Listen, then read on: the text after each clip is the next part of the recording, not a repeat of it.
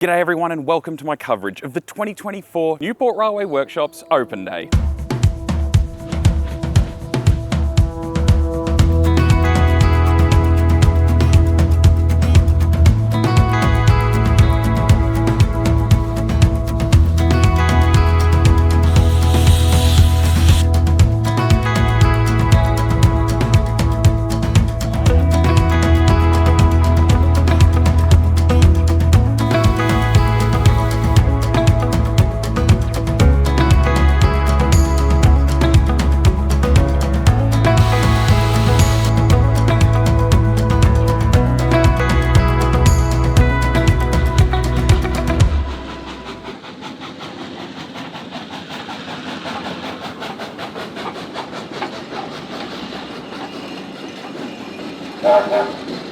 Over the March Labor Day long weekend in Melbourne, the biennial Newport Railway Workshops Open Day were on again, and here's how the weekend went.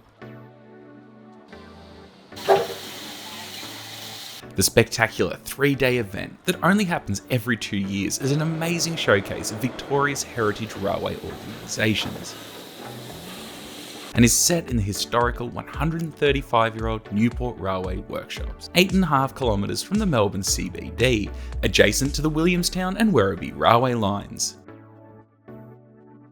The workshop was once an integral part of the Victorian Railways. The Newport Railway Workshops were the main railway workshops for the Victorian Railways for 100 years, from 1889 to the mid-1980s, employing up to 5,000 people at its peak. The workshops built and maintained locomotives and rolling stock, as well as manufacturing much of its own machinery, tools, and other railway items, including tarpaulins.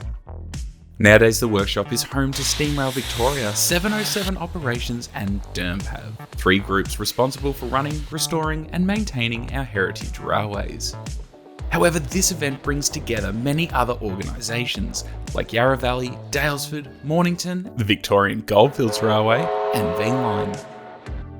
Now this year saw something new to the Open Days: model railways, with the Australian Model Railway Association Victoria bringing their outstanding layout Maryborough, and the Sunbury Model Railway Club with their layout Gisborne, with the added bonus of a large raffle, plus the spectacular recreation of the workshops in Lego from the L Gauge Club. As well as that, Train World were also there, who had set up in 707 Operations building with a large amount of model railway stock. They even had miniature trains this year, with a static display from Diamond Valley, as well as ride-on trains from the Gisborne Vintage Machinery Society. And if that wasn't enough, there was even some displays, not even train related, but Newport Workshops related, which were planes and tanks.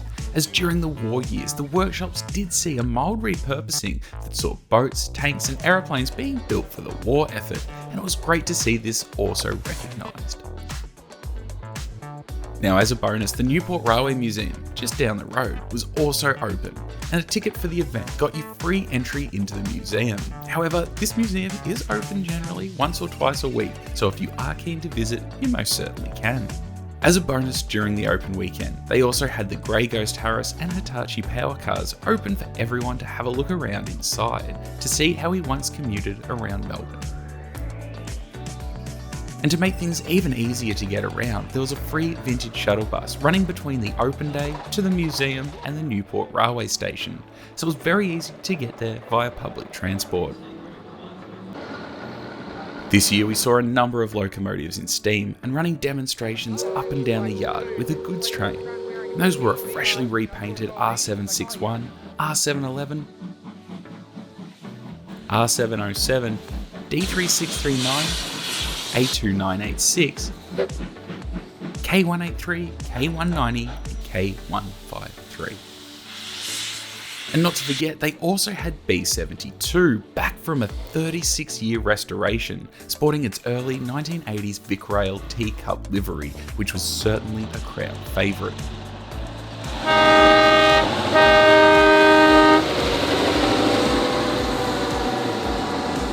Inside the workshops, there are a number of locomotives in various stages of restoration, like Y112, the oldest active locomotive on the main line, and the long-term restoration of J541, K160 and R700, plus a couple of diesels on display as well.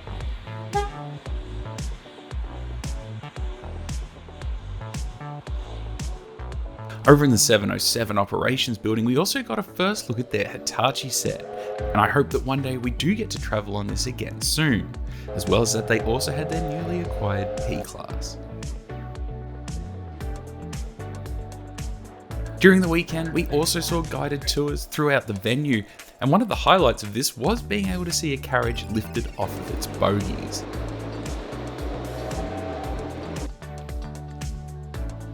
Now, although the weather was a touch warm, being in the upper 30s all weekend, there was respite available in some of the air-conditioned carriages. Despite the less than favourable weather, the locomotive crews and volunteers really put in the extra effort over the weekend and should really be commended, as well as the 7,500 visitors who passed through the doors.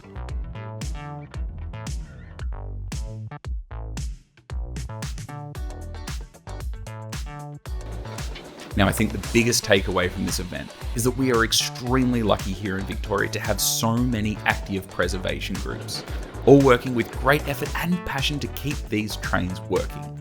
So I think, if you can, one of the best things to do is sign up to become a member. Book a ticket or two with any of the upcoming trips and get actively involved behind these groups so they can continue to operate well into the future.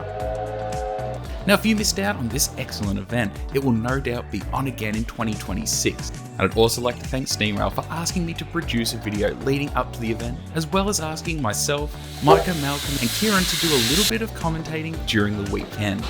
And I'll leave the links for their social media, as well as all the preservation groups that attended, in the description below. So I hope to see lots of you at the open days in 2026, and thank you so much for watching. We'll see you soon. Hooroo!